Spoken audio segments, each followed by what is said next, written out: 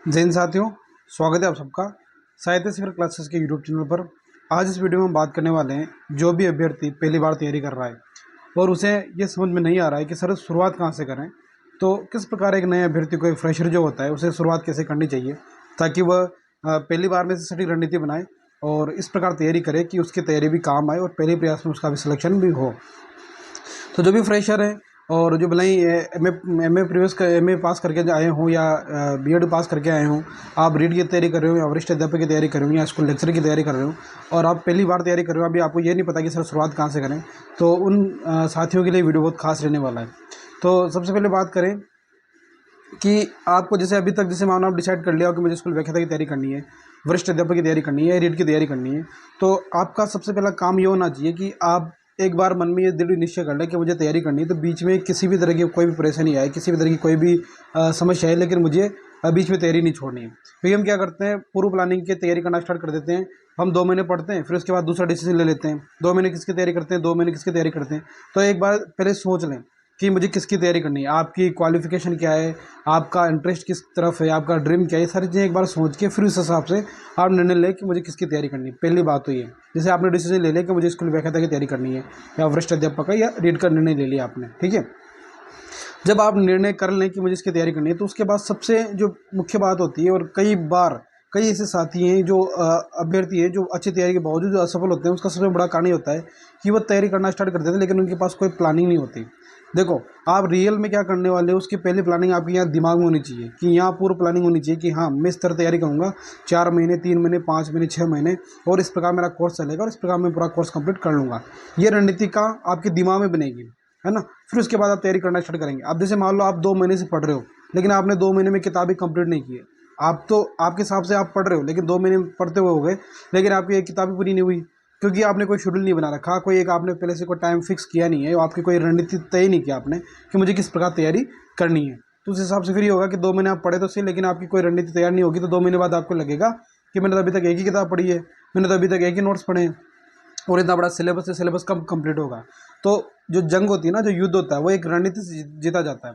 भले आपके पास कितने ज़्यादा हथियार हो, कितनी आपकी तैयारी हो, लेकिन अगर आपके पास एक सटीक रणनीति नहीं है तो ये मान के चलें कि असफलता के चांस ज़्यादा बन जाते हैं। तो सबसे पहले जब तैयारी करना स्टार्ट करें तो एक अपने पास एक रफ कागज़ रखें और उस पर एक रजिस्टर रखें, एक छोटी सी डायरी रखें, उस पर प्लानिंग बनाएं कि मैं जैसे 6 महीने में मुझे कोर्स कंप्लीट करना है, 3 महीने में कोर्स कंप्लीट करना है, तो मेरी क्या रणनीति रहेगी। जैसे आपने बना लिया कि मुझे 3 महीने में कैसे भी करके एक बार मेरा पूरा कोर्स कंप्लीट करना है, 4 महीने में मुझे एक बार मेरा कोर्स कंप्लीट करना है, या आपने अपनी एक योजना बना ली, ठीक है। जब योजना बना लें उसके बाद पर डे की रणनीति बनाएं कि अब मुझे कल से क्या करना है। 6 घंटे रोज़ पढ़ना है या 5 घंटे पढ़ना है या 3 घंटे पढ़ना है, और उन 3 घंटों में मुझे किस प्रकार अपना सिलेबस लेके चलना है, ये रणनीति तैयार करें। अब हम क्या करते हैं, हमने जैसे मोटा डिवाइडेशन कर लिया, ठीक है, लेकिन पर डे का कोई फिक्स नहीं है। आज 2 घंटे पढ़ लिए, कल 4 घंटे पढ़ लिए, फिर किसी दिन 6 घंटे पढ़ रहे हैं, किसी दिन कुछ नहीं पढ़ रहे। तो आपने जो टारगेट बनाया ना वो आपसे कंप्लीट होगा ही नहीं, और जब टारगेट कंप्लीट नहीं होगा तो फिर उस चीज़ को लेकर जैसे 1 महीना निकल गया और आपने सोचा था कि 1 महीने में इतनी सारी चीज़ें कर लूँगा, फिर वो नहीं हुई, उसके बाद आपके तनाव आएगा, और तनाव जो है, आपकी जो तैयारी चल रही थी कहीं ना कहीं उसको आपकी तैयारी का एक प्रकार से नुकसान हो जाएगा। आप उस जो सक्सेस की ओर जा रहे थे वो कहीं ना कहीं आपको दूर लेके जाएगी, सक्सेस से सक्सेस नहीं मिलने वाली। तो क्या करें कि जैसे आपने 4 महीने का, 5 महीने का टाइम टेबल बना लिया, उसके बाद एक डेली का रूटीन बनाएं कि 6 घंटे पढ़ने पर 6 घंटे में यह क्या क्या तैयार करना है। ये सबसे मुख्य बात होती है। जब आप ये सब तैयार कर चुके हैं तो उसके साथ साथ आपके पास होना चाहिए आपका सिलेबस। ये नए अभ्यर्थियों की समस्या होती है क्योंकि वो जब सिलेबस देखते हैं तो उन्हें लगता है कि ये सिलेबस कहाँ से पढ़ना है। वो सीधे किसी ने कोई गाइड बता दी, किसी ने कोई नोट्स बता दिए, वो लेके आ गए, सारा कुछ पढ़ रहे हैं, उन्हें सिलेबस पता ही नहीं है ना। तो सिलेबस जब जैसे मान लो आपके कोई गाइड लेके आ गए आप, ठीक है, और उसमें से आप जैसे पढ़ रहे हो और फिर आपको पता नहीं है कि इसमें से कौन सा बिंदु से प्रश्न बनता है। कई बार क्या होता है ना, कई लगभग पूरे सिलेबस को अगर ढंग से आपने पढ़ रखा होगा ना, तो 5 से 7 प्रश्न तो सिलेबस को पढ़ने से सही हो जाते हैं। ये चीज़ देखना आप, क्योंकि प्रश्न इस तरह के बनते हैं कि सिलेबस के अकॉर्डिंग प्रश्न आते हैं कई बार। तो अब अगर आपने सिलेबस अच्छे से याद है, समझ रखा है, तो वहीं से आपका वो प्रश्न तैयार हो जाएंगे। तो पहले ही करें कि सिलेबस निकलवाएं, उसके प्रिंट निकलवाएं, और डेली ये रखें कि सिलेबस को एक बार सोते टाइम, जैसे आज सोना है, आज दिन भर का रूटीन कर लिया, शाम को सोना है, तो एक बार सिलेबस को 5 मिनट देख के सोएं। डेली देखेंगे कि 5 मिनट देख के सोएंगे तो उससे क्या होगा कि आपको ये याद हो जाएगा कि सिलेबस किस प्रकार का है और कौन कौन से बिंदु पर मुख्य जोर देना है। जैसे मान लो व्याख्याता की तैयारी कर रहे हो आप, और फर्स्ट पेपर की तैयारी कर रहे हो या सेकंड पेपर जैसे हिंदी का तैयारी करो, तो हिंदी साहित्य का इतिहास दे रखा है, उसमें दे रखा है कि आपको निर्गुण साहित्य पढ़ना है, तो उसमें कबीर मुख्य पढ़ना है। तो कबीर को फिर विशेष गहराई से पढ़ना है, विशेष रुचि के साथ पढ़ना है। कबीर से समझे हर बात तो आपको याद होनी चाहिए, लगभग सारी बातें, भले भी निर्गुण साहित्य के दूसरे कवियों को आप कम पढ़ें, क्योंकि उसने स्पेशल दे रखा है, तो फिर वहीं से प्रश्न बनने की संभावना ज़्यादा है। 100% संभावना कहाँ से, जहाँ से उसने टॉपिक दे रखा है। तो हमें क्या करना होगा कि सिलेबस के अकॉर्डिंग चलना पड़ेगा। हम अपने अकॉर्डिंग कुछ नहीं कर सकते, सिलेबस के अकॉर्डिंग चलेंगे तभी सक्सेस मिलेगी। हम क्या करते हैं, बिना सिलेबस के और बिना रणनीति की तैयारी करना स्टार्ट कर देते हैं और महीने 2 महीने बाद डिप्रेशन की शिकार हो जाते हैं। उसका सबसे बड़ा कारण ये होता है कि एक तैयारी की जो सटीक रणनीति होती है वो हमारे पास नहीं होती है। जैसे बोलते हैं ना, आप घर से निकल तो चुके हैं भाई, मुझे कहाँ जाना है, लेकिन आपने उस पहले दिमाग में ये नहीं था कि मेरा डायरेक्शन क्या है और मुझे किस दिशा की ओर जाना था और कहाँ मेरी मंजिल है। तो आप उस चौराहे पर भटकते रहेंगे लेकिन मंजिल तक नहीं पहुँच पाएंगे। अगर मंजिल तक पहुँचना है तो आपको एक डायरेक्शन पता होना चाहिए, सही दिशा पता होना चाहिए और आपको मंजिल पता होनी चाहिए कि मुझे कहाँ जाना है। और ये तब पता लगेगा जब आपके पास सिलेबस होगा और आपके पास एक रणनीति होगी, सिलेबस प्लस रणनीति। जब ये 2 चीज़ आप कंप्लीट कर लें, उसके बाद तीसरी चीज़ें आती है उसे अप्लाई करना। जब आप उसे अप्लाई करेंगे, डेली जीवन पे अप्लाई करेंगे, जैसे मान लो आपने 6 घंटे का टारगेट बनाया, तो ये मान के चले कि 6 घंटे में से आप 6 घंटे तो नहीं पढ़ पाएंगे, 5 घंटे हुए किसी दिन 4.5 घंटे होंगे, किसी दिन 7 घंटे भी हो सकते हैं। अब जैसे 3 चैप्टर डेली पढ़ने थे, 3 चैप्टर नहीं हुए, मान लो 2 चैप्टर कंप्लीट किया आपने आज, है ना, 2.5 चैप्टर कंप्लीट किए, तो फिर शाम को ये होगा कि यार आधा जो 1 चैप्टर था या 1 चैप्टर कम हो गया, 1 चैप्टर 3 चैप्टर डिसाइड किए थे लेकिन 1 नहीं हुआ, तो उस चीज़ को लेकर भी नकारात्मक नहीं होना है। ये सभी के साथ होता है, आपके साथ नहीं होगा, सबके साथ होता है। ये मेरे साथ भी होता है। हम जो टारगेट बना के चलते हैं 100% तो कंप्लीट नहीं होता, लेकिन आप डेली का अगर 90% उस चीज़ को कंप्लीट कर रहे हो तो फिर आप सक्सेस की ओर हो, है ना। यह मनुष्य का स्वभाव है।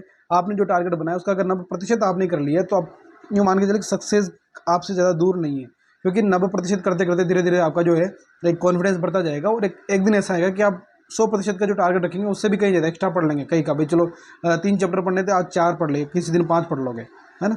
उसके साथ छोटे छोटे कदम उठाएं, है ना। छोटे कदम उठाने का मतलब क्या है, जैसे मान लो कोई भी विषय पढ़ रहे हैं, कोई भी टॉपिक पढ़ रहे हैं, तो उसका बेसिक जाने बिना उसकी गहराई में जाने का कोई मतलब नहीं है। जैसे मान लो आपको राजस्थान का 1857 की जो क्रांति पढ़नी है, तो उसका बेसिक क्या था, क्या रीजन रहा जिसके कारण राजस्थान की क्रांति हुई, और फिर उसके बाद उसके मुख्य मुख्य बिंदु पर जाएं, फिर कहाँ कहाँ क्रांति हुई और किस वर्ष पे हुई, किस सन पे हुई।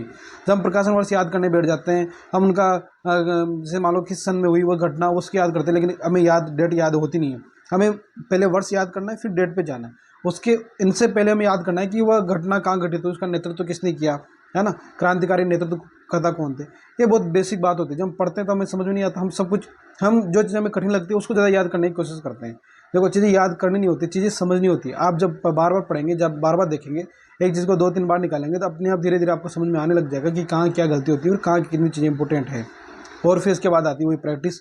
मैंने कई वीडियो में बताया है, हम कितना पढ़ रहे हैं, कितना समझ पा रहे हैं, वो सभी हमें तभी पता लगेगा जब हम प्रैक्टिस करेंगे। और प्रैक्टिस का सबसे शानदार है ऑब्जेक्टिव क्वेश्चन निकालो। ऑब्जेक्टिव क्वेश्चन या तो आप किसी टेस्ट सीरीज से देख लो, ओल्ड पेपर देख लो। सबसे बेस्ट तो ये है कि आप ओल्ड पेपर देखो। ओल्ड पेपर देखोगे तो उससे क्या होगा कि पुराने प्रश्न पत्रों से आपको पता लगेगा कि क्वेश्चन की लेवल क्या होती है, किस प्रकार के प्रश्न बनते हैं।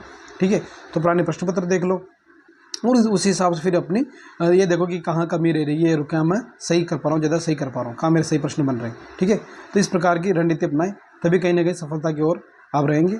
और कोई भी आपके मन में डाउट हो, कमेंट हो तो जरूर करें। मिलते हैं नेक्स्ट वीडियो में, तब तक के लिए जय हिंद, जय भारत।